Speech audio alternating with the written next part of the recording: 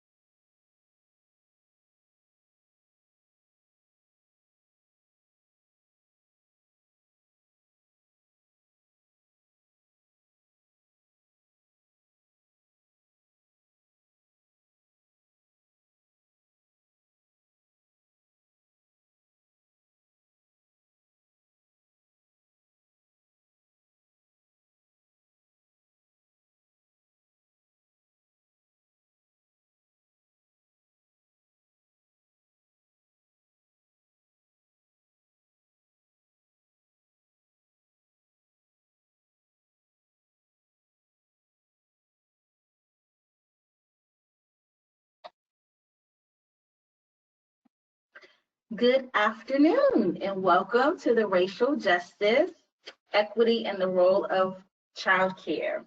My name is Kiami Harris. I am the Director of Learning and Events here at Child Care Aware of America. We're really excited to have you join us today for this part 3 in the series. Today we are recording the session, and we will share all the slides with you. If you have not had an opportunity to see the other 2 webinars, you can visit our website at Child Care Aware of America, childcareaware.org, to see the other 2. I also want to just advise you again that it is being recorded, and we also are offering the option to receive a certificate at the end of this webinar. So I want to now turn it over to our Chief Executive Officer, Lynette Fraga. Lynette? Thank you so much, Kiami, and good afternoon, everyone, and thanks so much for joining us for this final webinar in our 3-part series on racial justice, equity, and the role of child care. I hope you were able to join us for the first 2 webinars, as Kiami mentioned, but if not, both recordings are available on our website at childcareaware.org. We at Child Care Aware of America have a vision for the future of child care, that every family in the nation has access to high quality, affordable care. To make good on that promise, we are committed to advancing a child care system that is equitable and anti-racist. That's why Child Care Aware of America recently joined nearly 70 other organizations in the child care and early learning field to release a statement that acknowledges that child care in America must change, as it remains connected to structural racism, sexism, and discrimination, which is unacceptable. The statement also declares that words are not enough, and I quote, "We vow to do more as advocates for high quality, affordable childcare and early learning, to hold ourselves accountable to the movement for Black lives and racial justice. Being in solidarity at this moment requires us to listen to and support the leadership of Black people in our field and other movements. It also requires us to reconsider what work we do and how we do it to be actively anti-racist." This webinar will address the systems where discrimination and inequities exist and look for solutions within these systems that impact the lives of Black children and their families. Now I'd like to turn it over to Ami Kadia, our Chief of Policy and Advocacy, who will moderate today's discussion. Ami? Thank you so much, Lynette. I have the pleasure of introducing our three fantastic presenters today. First is Keisha Nzui. She is the Director of Policy with the California Child Care Resource and Referral Network. She started with the network in 2016. She's also a member of Child Care Aware of America's Public Policy Committee.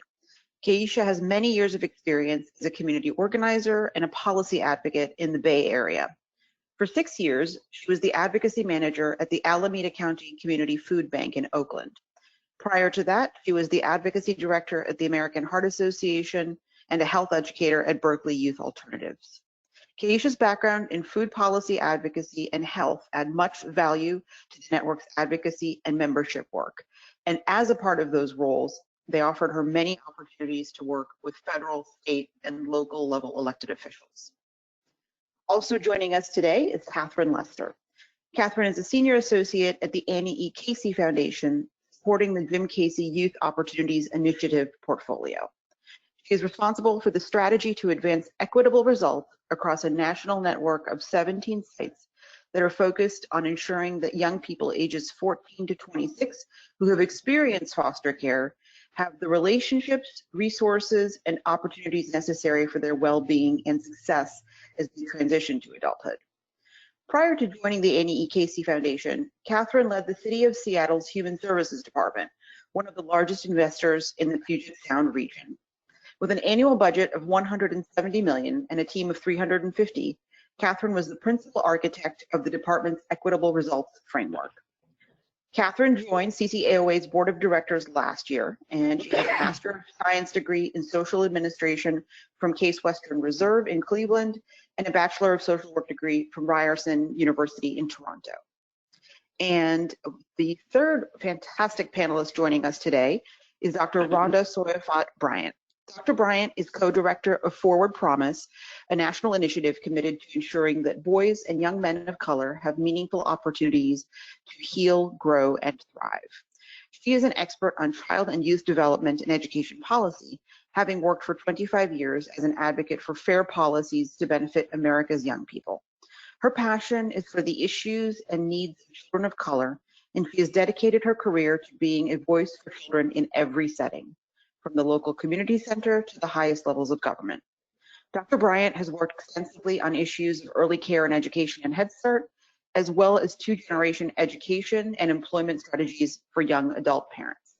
Please join me in welcoming our three fantastic panelists, and I will turn it over to Keisha now.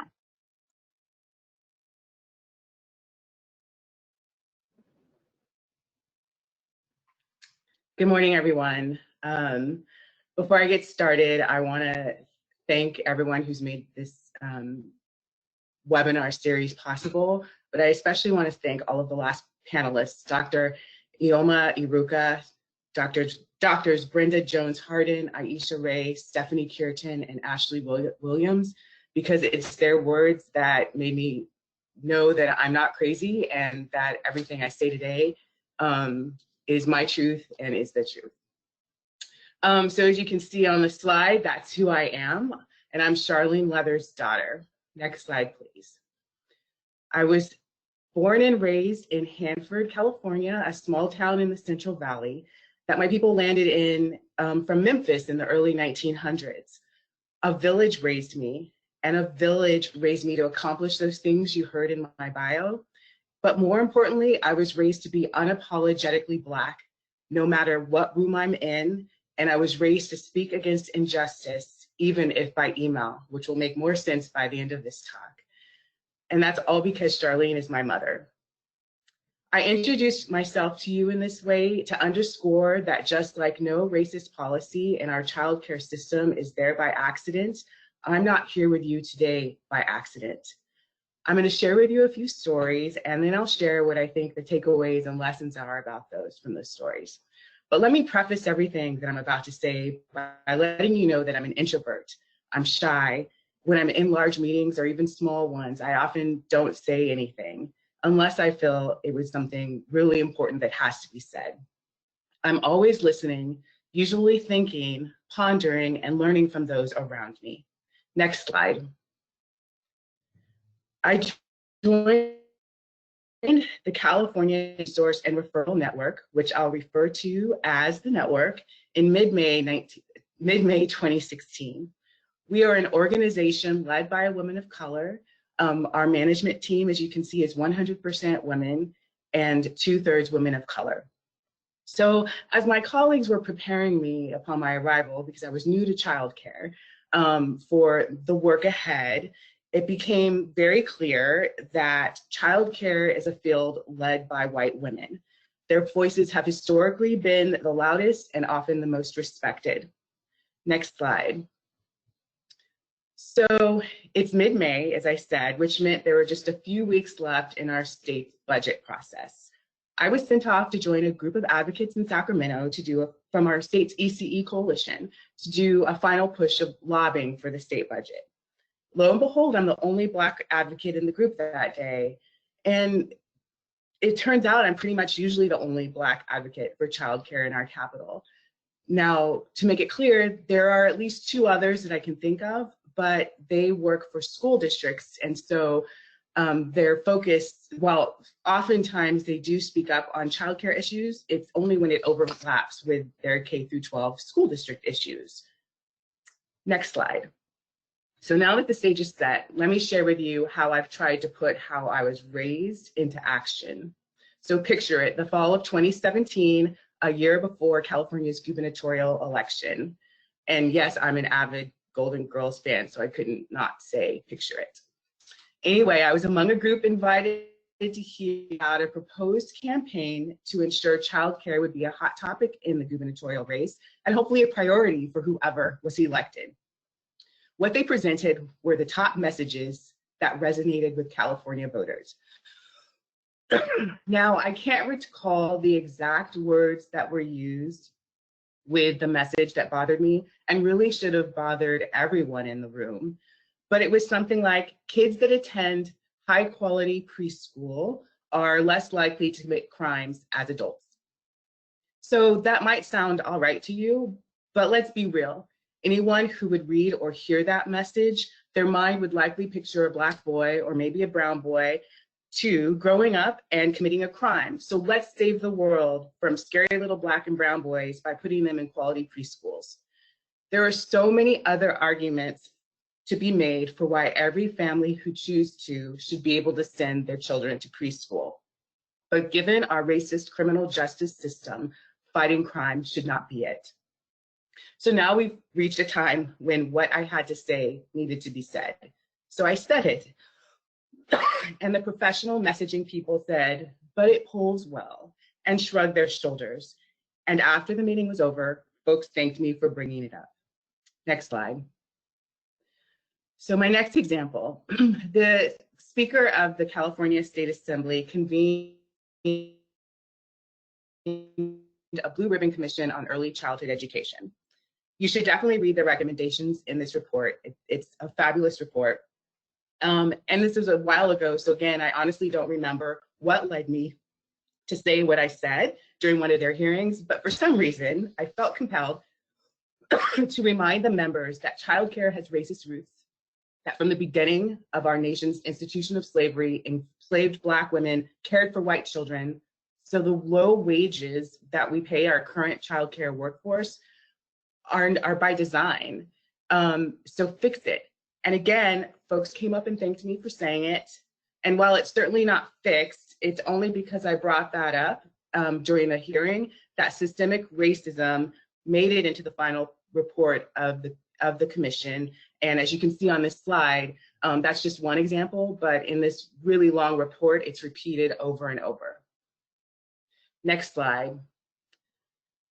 Then there was that one budget hearing that if that was the only hearing you ever heard about childcare, you would think that the only appropriate place for children, especially poor children, AKA Black children, would be high quality centers. Now, by this time, I've come to know that high quality anything usually means led by white women. My only regret in what I said that day is I used a euphemism, implicit bias, instead of more to the point word racist.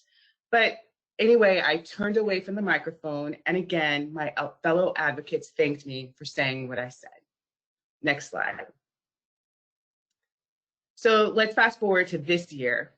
Early in the year, I was invited to a small group lunch with ECE advocates that had the primary funders of ECE advocacy in California, as well as staff from the governor's office.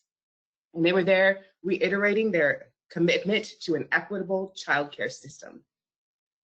They were going on and on, equity this and equity that, equitable, equitable. So as I was listening, I thought, don't they really mean racism? Aren't they just trying to make themselves feel better with this new euphemism for racism, which is equity?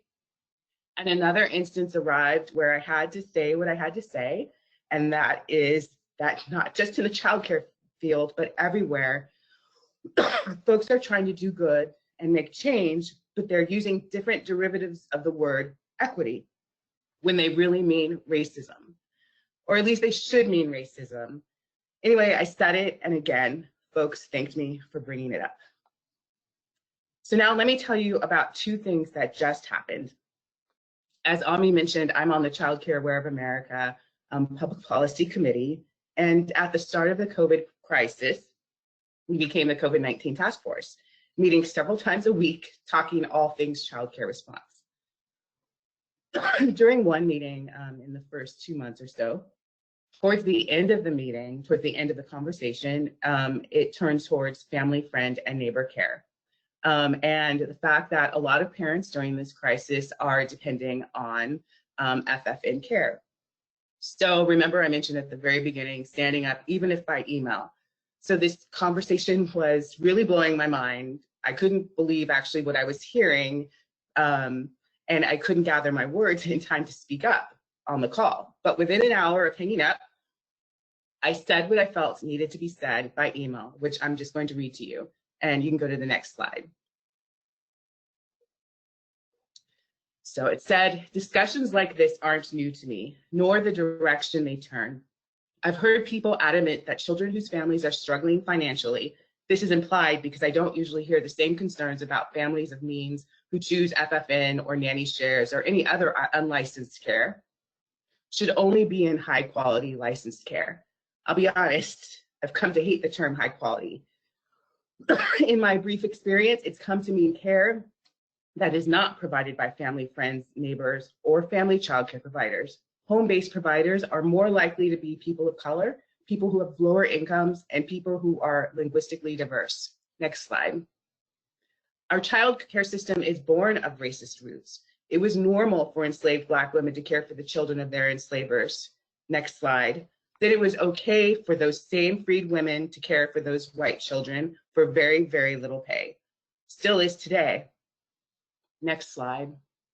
Then, through history, it's okay for immigrant, bilingual, monolingual women to care for children from affluent families because language immersion. Next slide. But then, many in our field will look down upon families who make the choice to have their children cared for by grandmother, auntie, best friend, who are probably more trusted, more culturally and linguistically in line with the family's preference, and who have likely successfully raised their own children.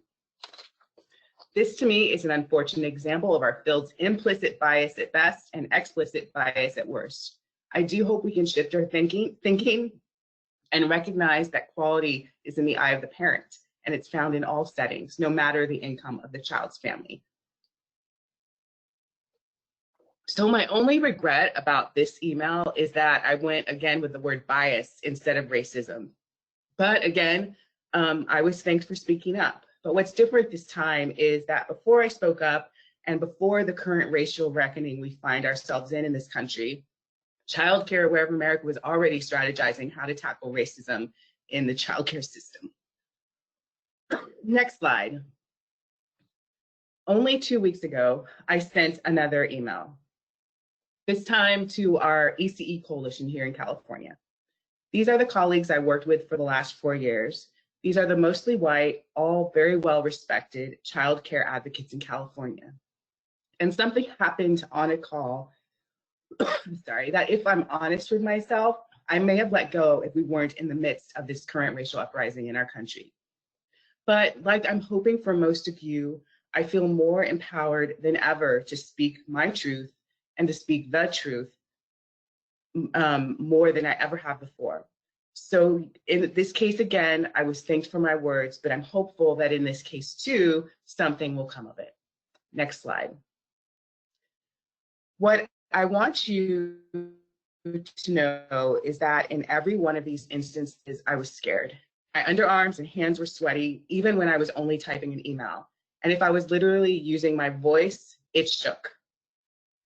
I also work for a staunchly anti-racist organization, so I felt and still feel very confident that I can say the things that I say and have this support of the network behind me. So that makes it easier for me than it might be for other folks. But what is frustrating is that while in every instance I received support for my words after speaking up, to my knowledge, I'm the only one who ever took the initiative to bring up these issues, and that's hard. So here we are between COVID and all of the attention that state-sanctioned violence against Black people and anti-Black racism with a real chance for change. But what we have to admit is that we can't fix the system. It's not broken. It works exactly as designed. This country does everything possible and necessary to ensure the continued suffering of Black people and many other people who are not white. Though slavery ended, I'm so sorry, guys. Though slavery ended, the terror against Black people did not. It was followed by Reconstruction and Jim Crow laws. In modern times, mandatory sentencing laws, redlining, environmental racism, school to prison pipeline, welfare reform, all of those things are to keep Black people in their place. Child care policies are directly influenced by welfare reform, and welfare reform is only possible because of racism.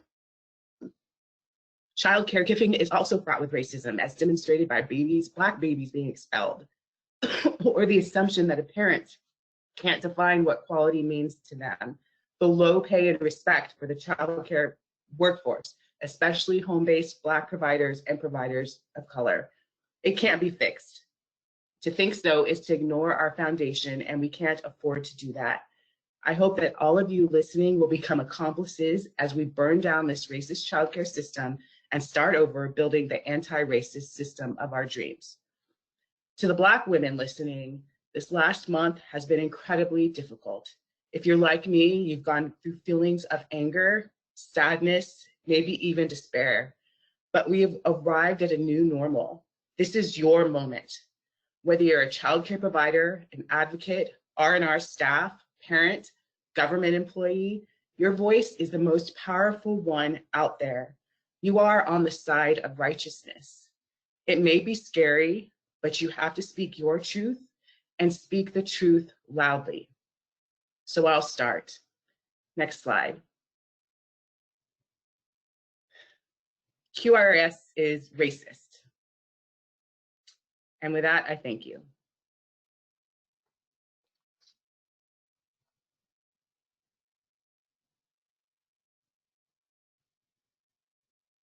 Thanks so much, Keisha. I really appreciate you sharing your story and just really sort of weaving in your person, particularly as a fellow introvert. So I'm just going to spend just a couple of minutes sharing a couple of quick reflections. Again, my name is Catherine Lester. I have the privilege of serving on the Child Care Aware of America board. And like so many others, racism really is the water I swim in. And when I was thinking about today's conversation and webinar, I took some time to really reflect on my own journey, and I can really see how my awareness, my commitment to act, and also my accountability to undoing institutionalized racism has become more focused over time. I'm the daughter of 2 educators, and who, along with extended family, were my childcare providers. I chose social work as my vocation for very personal reasons. And I started my career in the child welfare system and have since, up until just recently, been working in local government, city and county, before joining the Annie E. Casey Foundation team in 2018. And for those who are not familiar, CASE is a national philanthropic organization committed to the well-being of children, their families, and communities. I want to just kind of, I guess, first start by acknowledging that racial equity and anti-racism work is painful. And the pain really comes from confronting a reality that is really grounded in sort of not only data, but also personal experiences.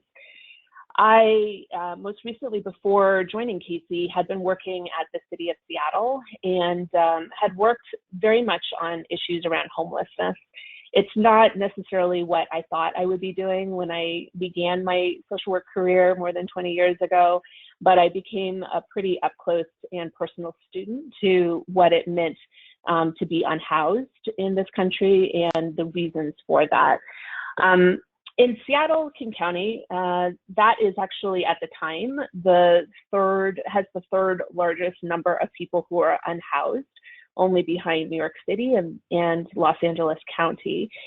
It was the sort of topic that was on everyone's minds. It was very up close and personal and visible in terms of not only the human suffering, but just really the complicated sort of things that kept it from being solved.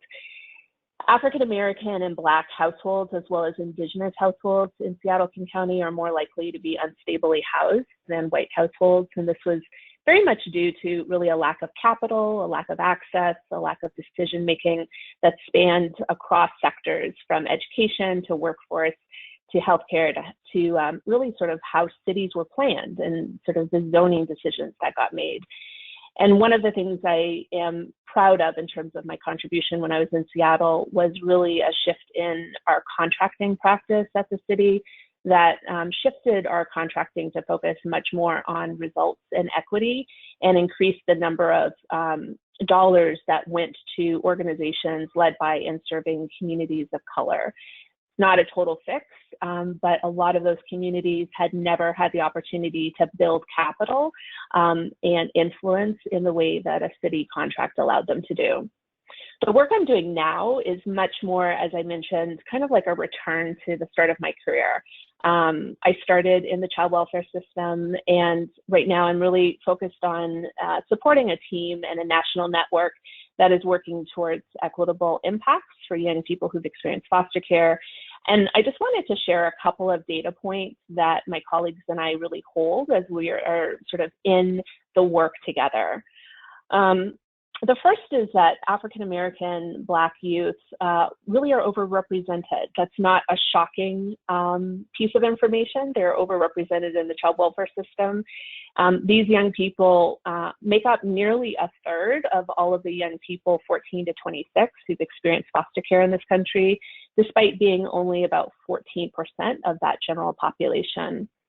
These young people, African American and Black youth, are also 2.5 times more likely to be in care and to be placed likely in a congregate care environment. So that's someplace like a residential setting, residential treatment, a group home.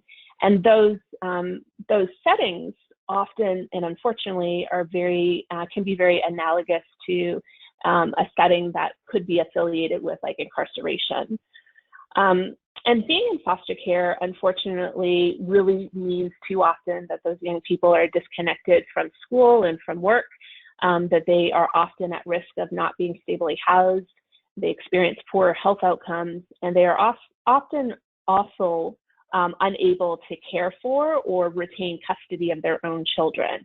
And so there's this intersectionality between kind of the work that we do with a number of other systems that really either get made or broken around how young people survive and thrive, not just survive, but thrive as adults.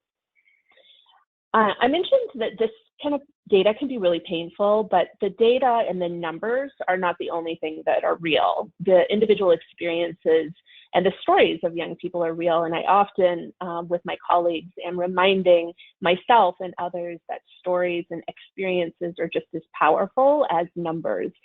And it reminds me what it means to be resilient and hopeful.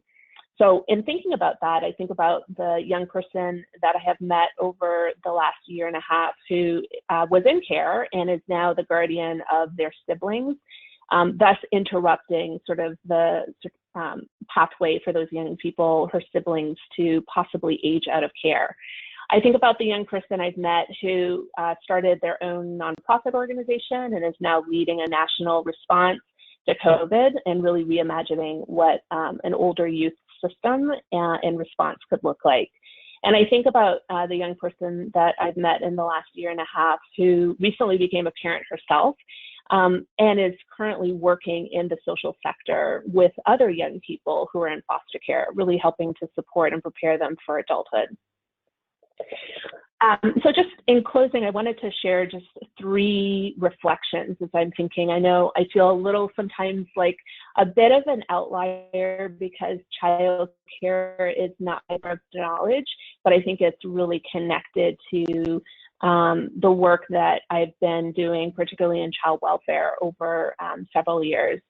And so I want to kind of share 3 brief reflections about what I believe is important for those of us that are engaged in this work and for those of us that really care genuinely about the well-being of children, their families, and communities, and particularly children of color, families of color, and communities of color.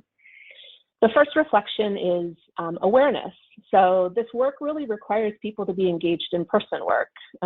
What do I mean by person work? I mean, it's taking time to read and to learn and to reflect. It's taking time to really be engaged in a learning journey with yourself and with others, and really carving out space for us to challenge ourselves and others on our biases, our assumptions, and to really lean into being uncomfortable, being uncomfortable. In Seattle, we did this in a number of ways, and one of which was really creating protected space for caucuses to convene. So there was an African descent caucus, there was a Latinx caucus, there was an Indigenous caucus, Asian Pacific Islander, and there was a caucus for white people. And those caucuses offered time for self-reflection and really deepening our understandings of how internalized oppression plays out and what we sort of be in an anti-racist sort of space of doing the work, that you can't really separate that out from who you are as a person. At Casey, we regularly build in time for self-reflection, really as part of every meeting that we ever convene, be it an internal meeting or a meeting with external partners. It really is not optional or additional work, it really is the work. The second reflection that I wanted to share is really about action. Like, this work really requires us to lean in and take action in our roles. And so it's really about thinking about what's the most powerful action we can be taking in role, what are the strategies for how to move work forward, and how do we align our contributions with the contributions of others. And one of the approaches that really speaks to me is this idea of being in action, really thinking about our work from a pathway of what it will take to actually get to equitable impact. And there are a couple of steps on that pathway that I just want to name. The first is data. So knowing your data, we talk a lot about that, and hopefully everyone is looking at data regularly. Hopefully everyone has data that is disaggregated. But the thing about the data that I think is really crucial is that we need to sense make what the data means, but we need to do that with people who have lived experience, people who are people of color, and not doing to them, but with them.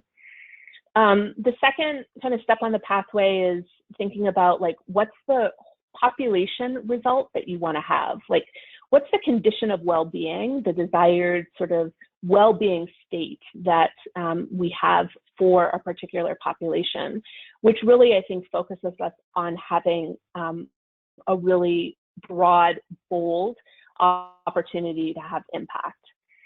The third sort of step on this pathway is this idea of, like, really knowing your factors, understanding what are the root causes.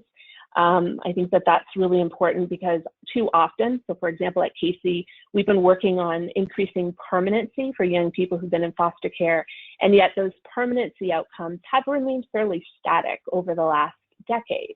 And so to be truth-telling, we're having to really take a look at why what are the factors and the root causes that are really driving permanency in the right or the wrong direction or keeping it static.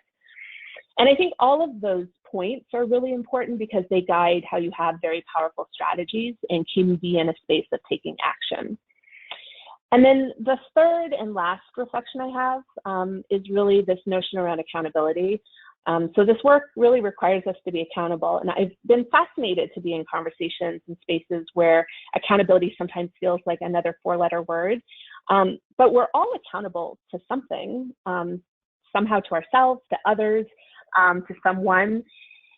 And accountability, I think, means really being clear about what might get in the way of us being accountable. And I really believe at the heart of it, accountability is the work that we often think of as solving the impossible. It's the work that can be described as adaptive work or systems change work. And increasingly, I've been thinking about accountability from the perspective of reimagining what's possible and doing that through a process of sharing power with those who are most impacted, really centering their voice and their experience, and being accountable to that as a way to move towards a more equitable, just, and thriving reality. And at Casey, I'm really lucky because Casey has a culture increasingly of really co-designing, co-imagining, co-delivering, and co-deciding with young people who've been in foster care. And there are a number of ways that we're doing that in our national network. And it takes more time, it takes us to be vulnerable, and it takes us to give something up, give up power, share ideas in a way that I think sometimes we're not always accustomed to doing. I want to close by just sharing, I love words and quotes. I have been doing a lot of reading recently, and there's this quote that really resonated with me in thinking about today's webinar, and it's by a poet by the name of Cleo Wade. And she said, anti-racism begins with ending your silence. And I think that's so true. It requires all of us to avoid and end our silence. And really lean into our voice and things that may feel uncomfortable or vulnerable or risky. So thank you so much for the chance to be part of this conversation. Looking forward to the next part.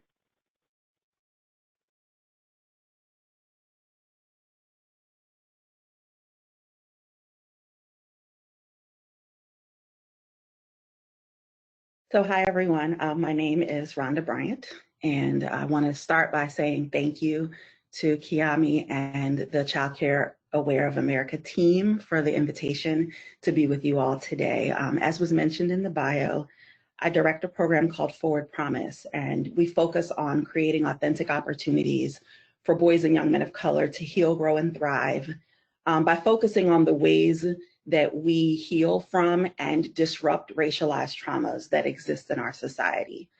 But most important, I think, is that I am a mother of two children, Andrew, who's 15, and Leah, who is 7.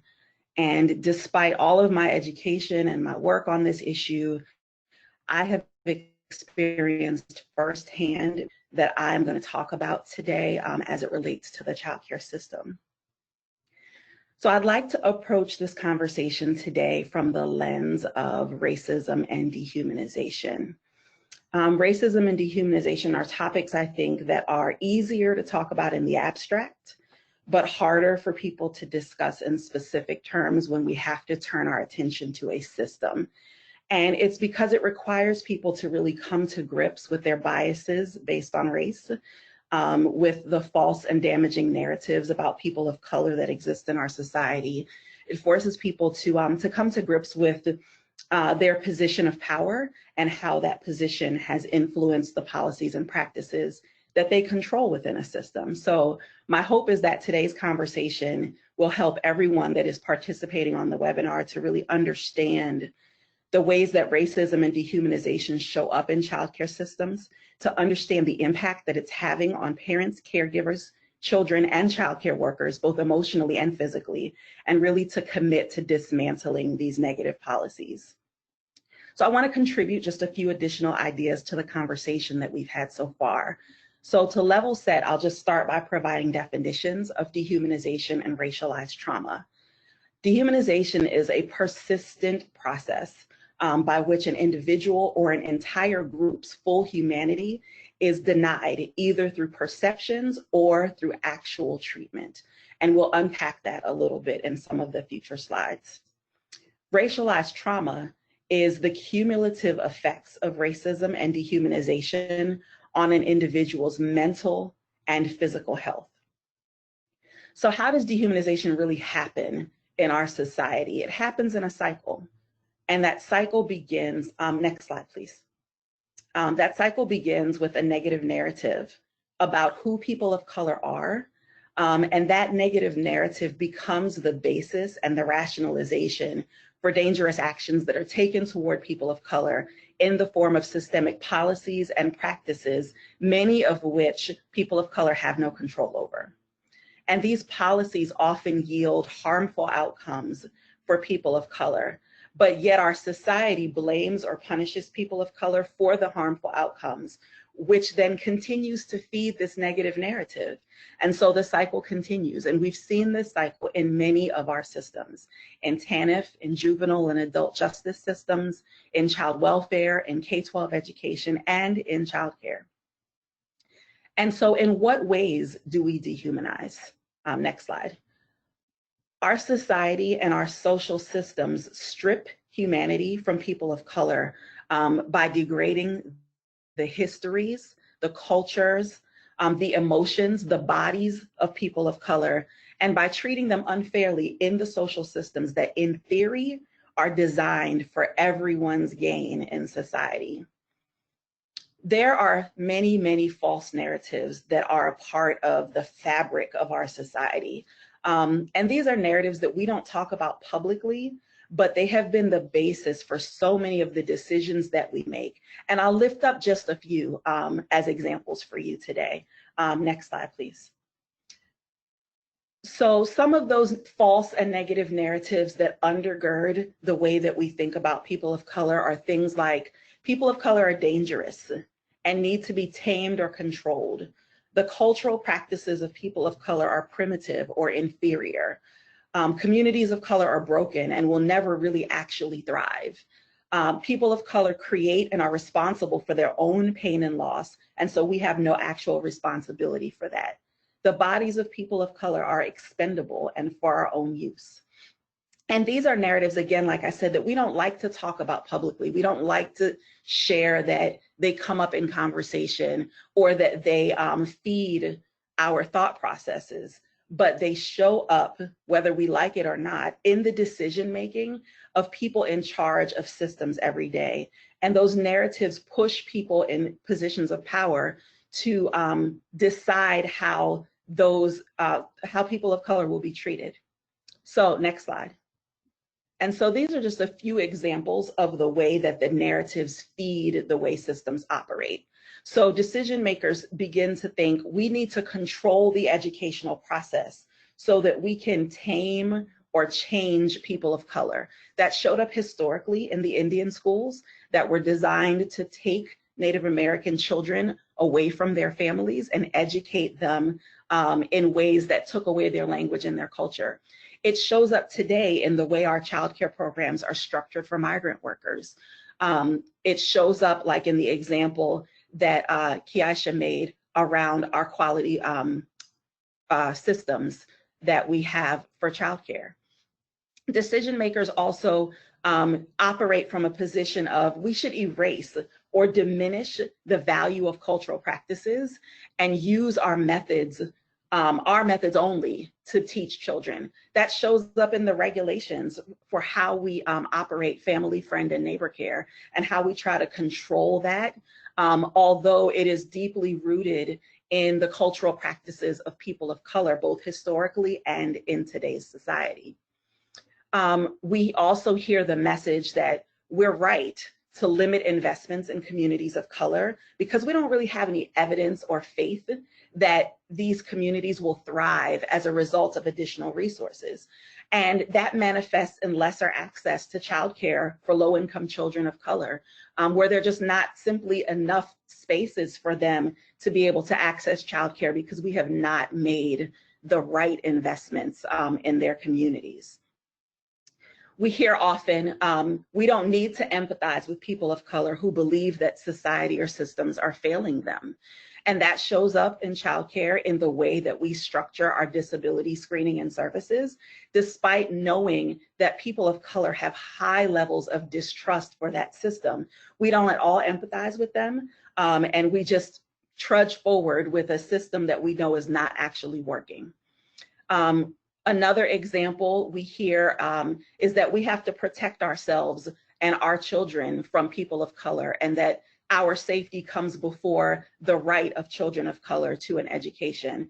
And that shows up in the expulsion of children of color from preschool and childcare environments all the time.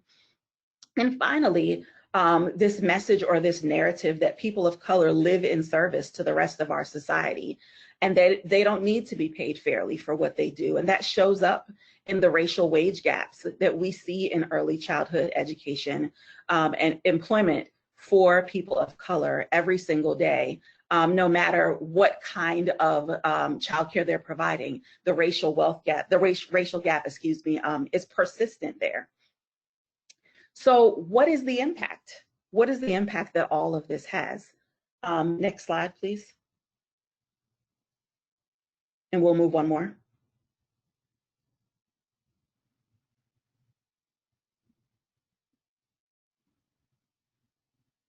Well, I'm sorry, it's okay, they're showing up individually. Okay, so I think, we rarely connect racism in our systems to the actual physical and mental health and well-being of the parents, caregivers of children and the childcare workers.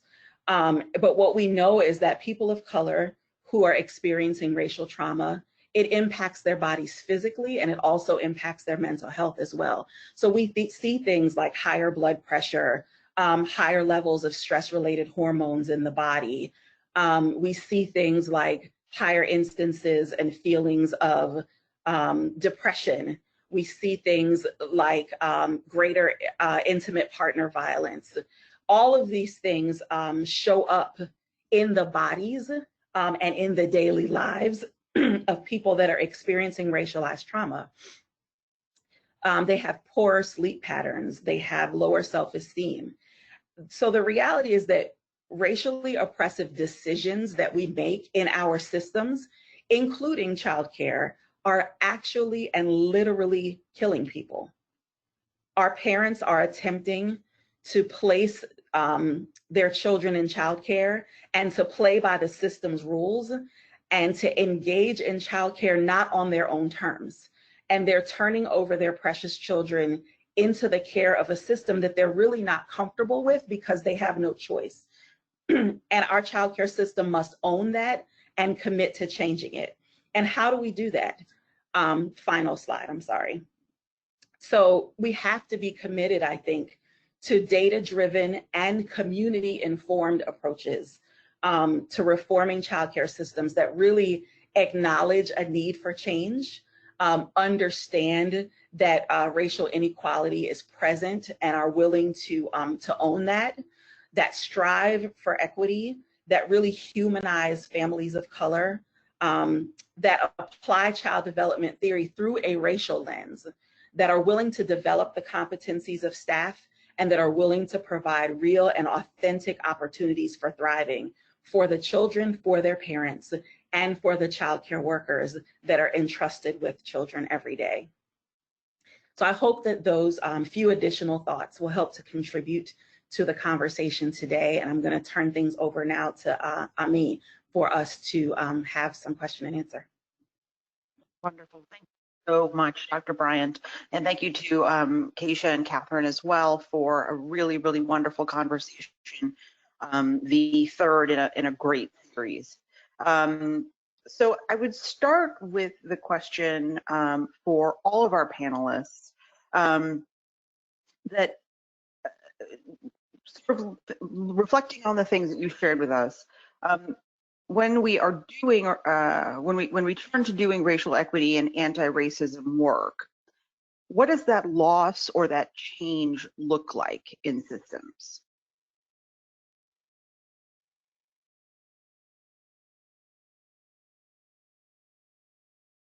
So I think for me, I think that the loss is a giving up of control or a loss of control, and acknowledging that the decisions that need to be made and the issues that need to be uprooted have to begin by turning over some of that control to people of color themselves to really elevate the issues in the ways that are meaningful to them.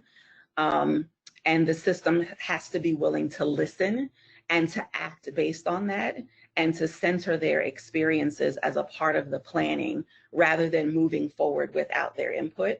And I know that that takes additional time, energy, and resource, but it's critical, and it's the only way that we will actually create sustainable change in childcare.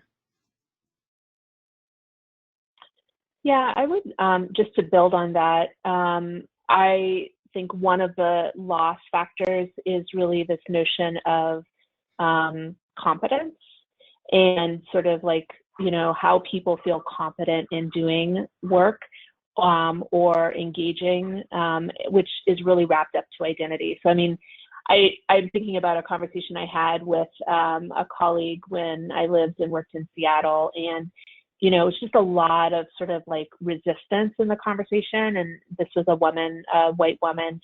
And, you know, finally we sort of did a pause, and she said, you know, Catherine, what you're asking me to do is disrupting my sense of competence in how I've always done my work. And so I think one of the loss factors is like letting go of this idea of kind of experts or performative energy, and really being vulnerable on being more on a learning journey, which I think systems are not always set up to really value that. And I think people aren't always sort of maybe in an awareness space to really lean in that way. I think I agree completely with what both ladies said, and I feel loss is actually a gain. So the loss is that those who are typically in leadership and those who are seen as the leaders of this field and have been that for decades and decades and decades, stepping back and giving that up would be hard and would be a loss, I suppose. But it would give more power, be a power shift into the hands of the people who are more directly impacted by the current system that we had, and that would benefit more from this new system that we really need to build. So I can imagine, like, so for decades and decades, childcare as we know it now, or the reason white women became leaders is because they went back to work, when Black women and other people who aren't white have been working forever and have had to depend on someone else to take care of their children, usually their family. And it only became what it is because white women went back to work, and now they needed the Black women and others to take care of their children. So this power imbalance has existed forever, and switching it up, while would be a loss for some, it would be a gain for way more many people. Thank you. And, you know, as all three of you have lifted up so well, we have an opportunity here to really revisit the childcare system and really get to the bottom of understanding the roots of a system that does not serve everyone, right?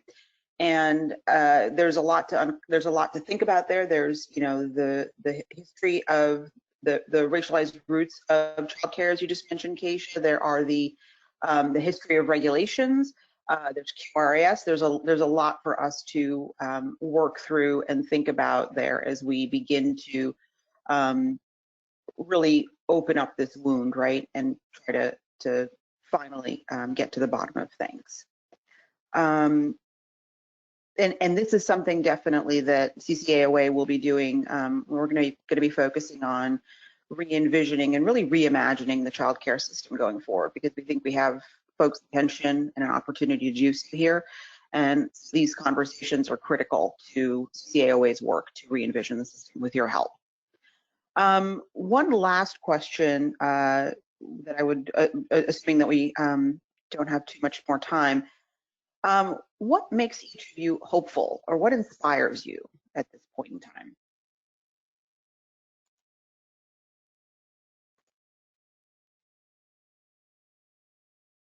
So I think one of the things that inspires me right now is the number of young people that have really jumped up to say that they want to be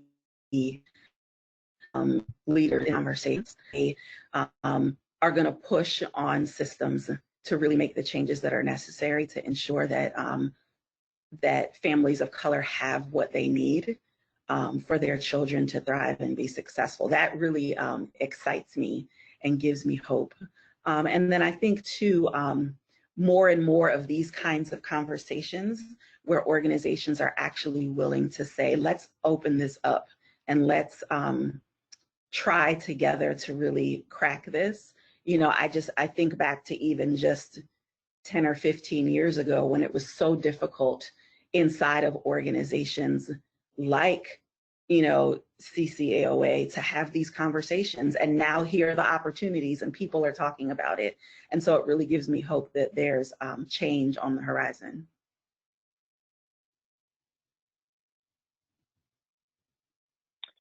I agree. This is Catherine again. Young people give me hope all day long, every day. Their energy, their optimism, their struggle, their insights, their brilliance, all of that, and being witness to their leadership, that is really very much activated, regardless of how we might see it or call it, is what gives me hope. The other thing that gives me hope is a reckoning around history and the ability to be truth-telling about like the history of this country and our shared history. And I am seeing more and more of that, where there is just this kind of like sort of emerging seeds of reconciling what I think has been a very absent history in this country, and that gives me hope, because my mom would always say you can't go where you don't know, and sort of the ability to really know one's history is, I think, really the first step in anything. I think what makes me hopeful is that in this past month, we've seen people stop being nice and saying what needs to be said. In every industry, you've seen folks really speak about their real experiences that make white people especially saying, oh my goodness, I had no idea that 400 years since slavery would lead to this. And they, like, people didn't know that all of these things have been happening forever. And so I feel like I'm hopeful because we're more impatient now, and that's okay. And whether people like it or not, we don't have to slow down. Or I feel like there's enough people now who feel empowered that we don't have to move slowly. We don't have to wait for the right time, because that time has long since passed. So the time is now. And I think that there are more and more people willing to do these very hard things, and not make it take decades and decades to make that change happen. Wonderful, thank you. We do have time to squeeze in just one last question. So I guess if you could briefly tell us, and again, this is kind of tough, but if you had to pick one opportunity or one place to focus, one opportunity on the horizon for achieving an equitable reality for children and families of color, what would be at that in that place, that one item on the horizon for each of you?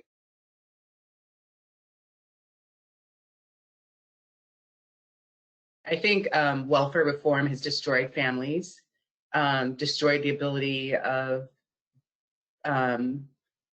Black women in particular, but since it's mostly white folks on, I hate the word welfare, but who need help because they're more white people in general.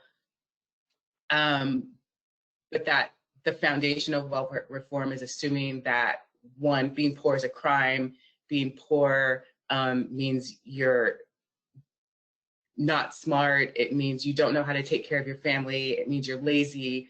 When being poor is the most expensive thing, like everything is more expensive when you're poor, literally, and everything is harder, and you work harder and have hustle after hustle.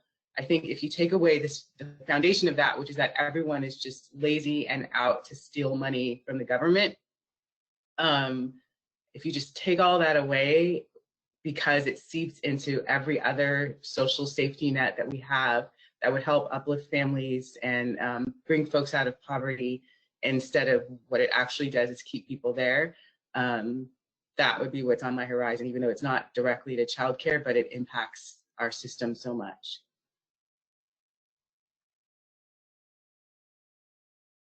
Yeah, I think there are a number of things that come to mind. One of the things, though, I think is that we have not maximized the opportunities in workforce reform to really ensure that people of color that work in the childcare sector are getting the education that they need, and that is accompanied by fair wages.